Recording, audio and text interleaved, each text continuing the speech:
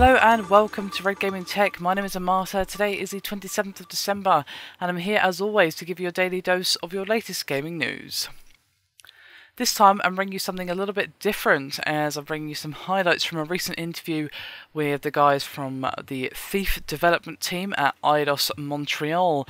Specifically speaking, Stephen Gallagher and the lead level designer Daniel Winfield Schmidt when they did a recent interview with Gaming Bolt. Now they discussed numerous things. The interview is rather large, so I'm not going to go through all of it, just what I feel the key points given my opinions and all that good stuff on it.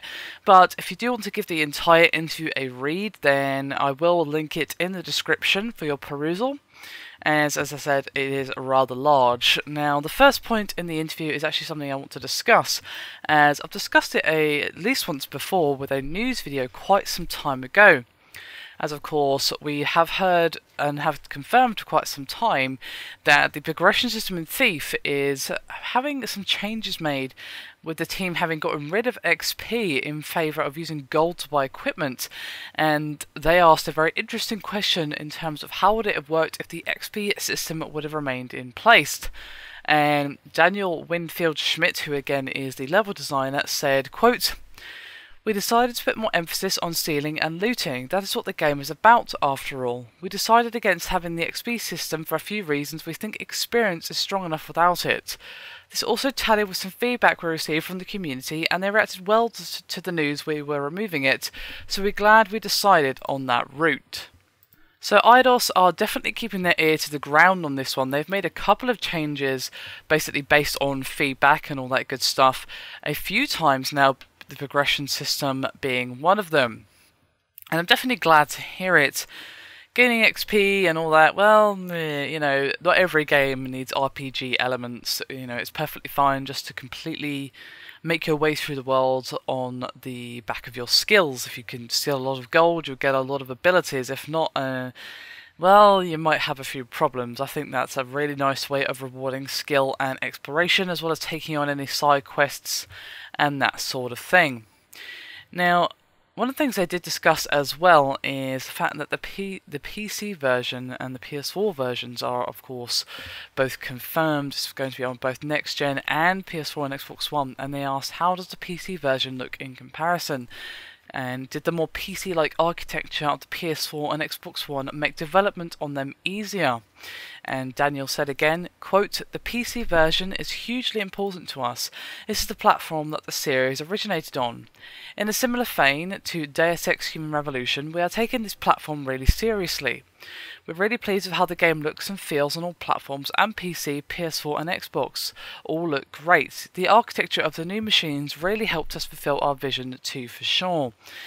And they were asked a very, very important question in regards to the different versions, and I'm sure many of you are wanting to know the answers to this, and that was, is the development team aiming at 1080p resolution on both next-gen consoles? Now, Thief will be capped at 30 frames per second, but they were also asked, do you think that next-gen console owners can expect any improvements in frame rates? Will there be variable frame rates or anything like that? And Daniel said, quote, "It's not too early to talk about specifics on this just yet, although the team are pushing to have the highest resolution and frame rates as possible for all platforms." So, as you might expect, a bit of a PR politicians answer. They're not really answering anything at all, but I suppose it's to be expected. If it's still in development, they're still trying to optimize their game for the system. Well, they don't want to reveal just yet what the frame rate or resolution is for either version as well, because they might not be able to keep up to the promise, or they might actually exceed their own expectations. Now, it would be nice to see 1080p 60 on both, but it's more likely that we'll see 1080p 30 on both, and that would be okay. But I'm really hoping to see, as we get further into this console generation, as people get used to the technology of the machines and that sort of thing, that we'll see more games running at 1080p 60 than we are currently. Of course, this technology is very new, and it does take developers a while to get their hands on and things and get their grubby mitts and figure out how the machine actually works and what makes it tick. Now, they did talk a little bit about the Xbox One version, and of course the Xbox One only capabilities such as features of cloud computing, Kinect, or the smart glass, and they also touched on the topic a little bit of anything that would be specific to the PS4, such as the DualShock 4 controller and the touchpad. And Stephen Gallagher said, quote, "The PS4 touchpad is used to quickly select items from inventory and switch arrowheads. It's really intuitive and people that have played it really like it. We also have the light on the front of the pad changing colour to indicate when you step out into the light. It flashes white when you step into the light and goes dark blue when you're in shadow. It's subtle, but when you're playing in a darkened room, it's really cool because it helps you know when you're in danger." And I have to say that does sound like a rather interesting use of the DualShock 4 light bar. And if you are indeed playing in a darkened room, or even if just a normal room, perhaps just with the lights on or whatever, that would help you quite a bit, especially if you can just kind of see it in the bottom of your peripheral vision. It would say, oh, okay, the light's changing, I'm visible, I better hide.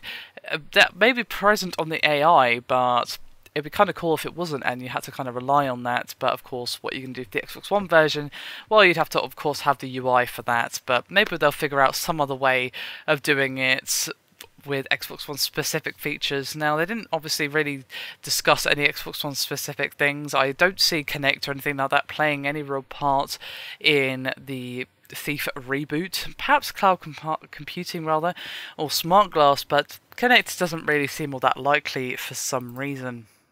Now, there is just a couple of more points that I want to discuss from this interview, and one is regarding the single player and any unlockable skills. Will they be having any skill system in the game, and what kind of skills will be available, if any, and how will the player have to unlock them?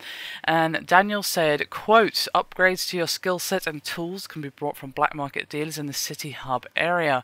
We have a range of different things for the player to purchase, new tools such as a ratchet to access new areas, a scalpel to steal paintings quickly, and wire cutters to disable traps and open new areas.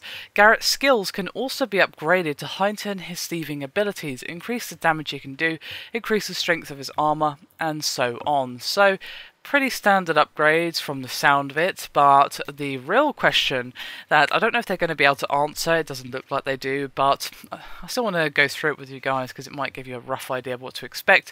They were asked, well, how long does a single player story actually last? And Stephen had this to say, quote, "With regards to the single-player campaign, there is no correct answer to this because your playstyle defines how quickly you will go through the game.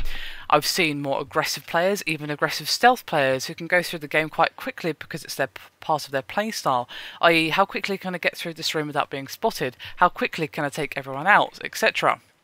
And then there is a type of other players who want to see and hear everything. They're going to keep stopping and hear conversations, look through keyholes, open windows, and explore the levels fully.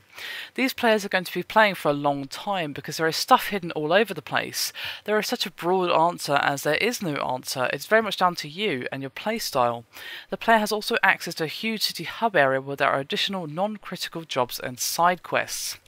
So again, he gave a little bit of a politician's answer there. Didn't really answer the question, but his comments are fair enough to be honest. You know, it does really depend on your playstyle, especially with a game like this. If you just blast through all the rooms without searching for any secrets, then of course you're going to finish the game quicker than someone like me, for instance, who would like to explore, find any secrets, listen to any conversations, find all the treasures and things like that. I'm not a completionist, but I do like my exploration, and it sounds like they're definitely going to have a lot of that.